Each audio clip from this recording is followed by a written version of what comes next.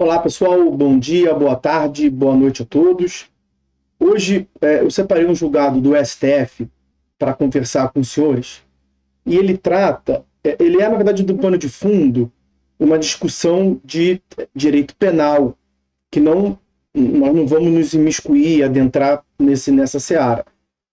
O que eu quero abordar com você daqui é a sistemática de julgamento que é plenamente aproveitável a seara aqui do processo civil, que é que nos interessa mais de perto aqui, né? Especialmente quanto à sucessão de um ministro aposentado que já lançou voto. Então, quando há uma sucessão de ministros e o ministro que entrou no lugar daquele que já votou, como é que isso funciona? É disso que nós vamos tratar aqui na análise desse julgado. E trata-se dos embargos de declaração no inquérito 3.515, oriundo de São Paulo. A relatoria inicial era do ministro Marco Aurélio e restou agora como relator o ministro André Mendonça. Deixa eu bater um papo com os senhores rapidinho, o que nós tivemos aqui no contorno fático. O Ministério Público ofereceu denúncia no STF em face de um deputado federal, um sujeito que ainda é, inclusive, no momento que eu gravo esse vídeo aos senhores, ainda é deputado federal, em razão dele ter supostamente recebido vantagem indevida, sendo-lhe imputados dos crimes de corrupção passiva e lavagem de dinheiro. Em outubro de 2019, a primeira turma do STF rejeitou a denúncia no que se refere ao crime de lavagem de dinheiro e recebeu a denúncia quanto à acusação do crime de corrupção passiva.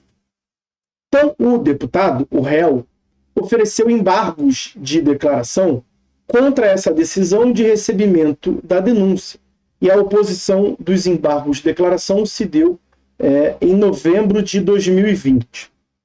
A primeira turma iniciou o julgamento desses embargos de declaração, tendo os ministros Marco Aurélio, o relator originário, Luiz Roberto Barroso e Alexandre de Moraes já apresentado votos contrários aos embargos de declaração. E, em seguida, pediu vista dos autos o ministro Dias Toffoli. E aí, antes que o processo retornasse para julgamento, o ministro Marco Aurélio se aposentou. Ele era o relator originário e tinha proferido, inclusive, voto contrário aos embargos de declaração. Ele se aposentou em julho de 2021 e veio a ser sucedido pelo atual ministro André Mendonça. Pois bem, agora em junho de 2023, meado de 2023, o ministro Dias Toffoli, que tinha pedido vista dos autos, trouxe o seu voto vista para dar continuidade ao julgamento dos embargos de declaração. E aí é que surgiu a controvérsia, a questão jurídica posta aqui a julgamento nessa questão de ordem. O ministro André Mendonça sustentou que ele poderia participar do julgamento dos embargos de declaração, em que pese o seu antecessor já ter lançado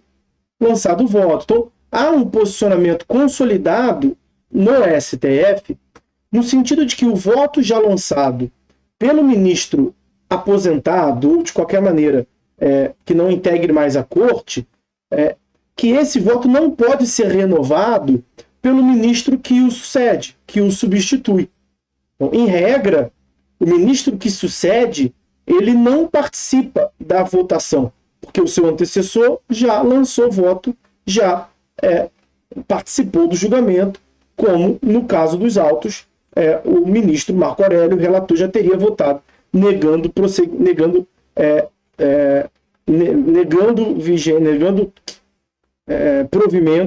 provimento aos embargos de declaração.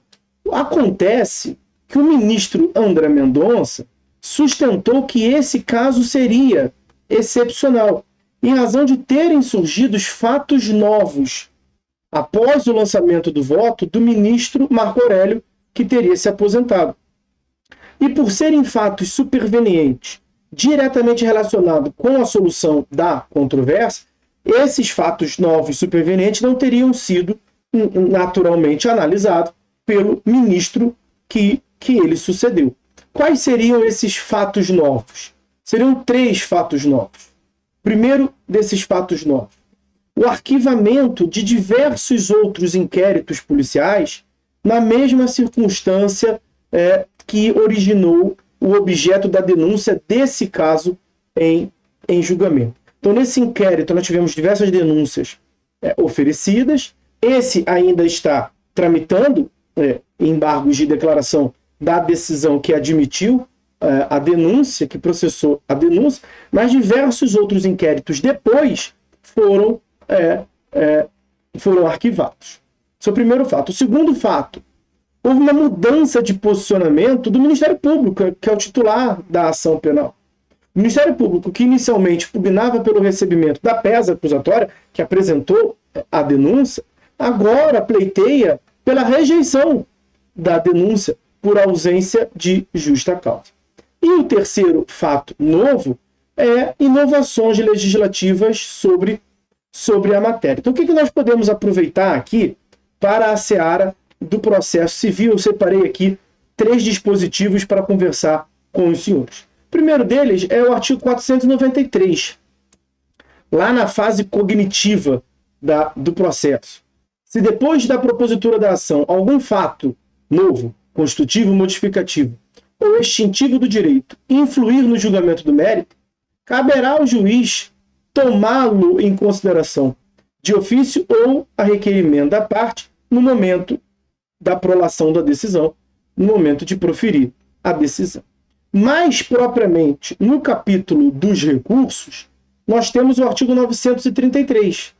Se o relator constatar a ocorrência de fato superveniente à decisão recorrida ou a existência de questão apreciável de ofício, ainda não examinada, que devam ser considerados no julgamento do recurso, intimará as partes para que se manifestem no prazo de 15 dias. Perceba que o artigo 933 permite, portanto, que abra-se oportunidade para o debate sobre questões supervenientes, sobre questões novas. E também o artigo 941, parágrafo 1º, é relevante. O que ele determina? Que o voto pode ser alterado até o momento da proclamação do resultado pelo presidente.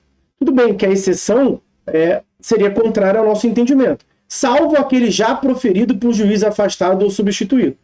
Foi justamente a hipótese dos autos. Um juiz já substituído, o ministro Marco Aurélio, que se aposentou pela expulsória, ele votou, e pela parte final do 941, parágrafo 1º, seu voto não poderia ser, o voto do seu sucessor não poderia ser tomado em consideração. Mas aí, o julgado mencionou uma outra decisão a título de precedente nesse mesmo contexto.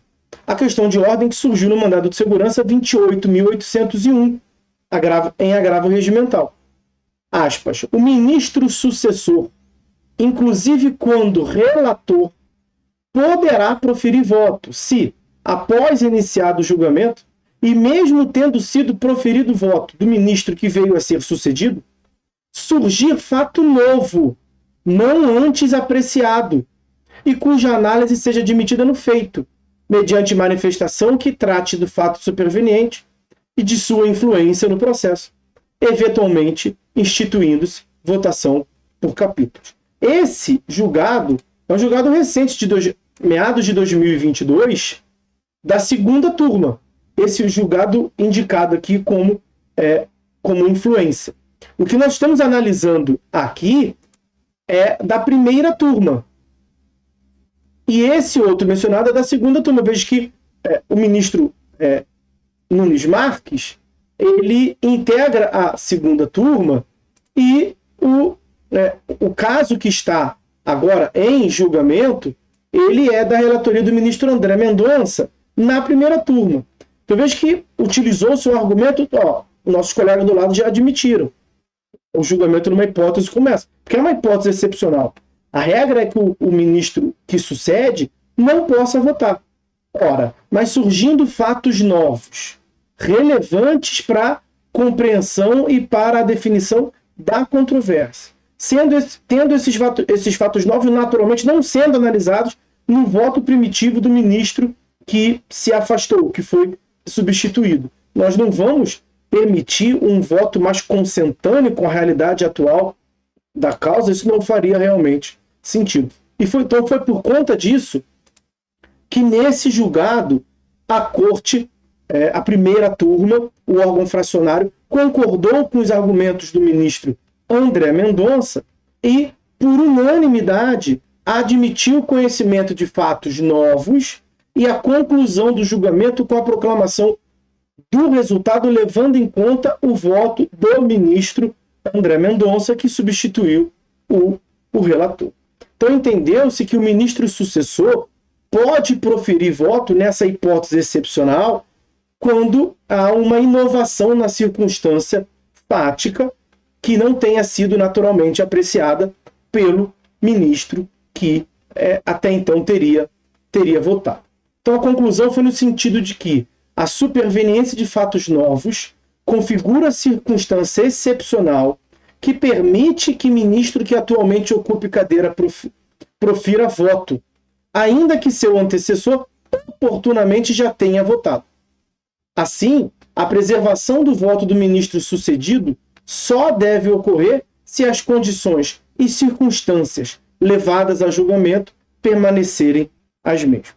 Então, com base nesses argumentos, permitiu-se que, nessa questão de ordem, o ministro André Mendonça proferisse voto e ele, inclusive, votou pelo provimento dos embargos de declaração com efeitos infringentes para o arquivamento do inquérito, seguindo orientação, inclusive, do titular da ação penal do Ministério Público, e essa decisão também foi a unanimidade. A questão de ordem por ele sugerida foi a unanimidade, ele pôde votar, e quanto ao mérito, quanto ao pano de fundo, também houve unanimidade quanto ao arquivamento da ação penal, e levando-se em conta justamente esses fatos novos que ele trouxe à baila. Beleza? Então, essas as considerações que eu separei para fazer com os senhores a respeito desse julgado. Por hora é só. Fiquem todos com Deus e até a próxima.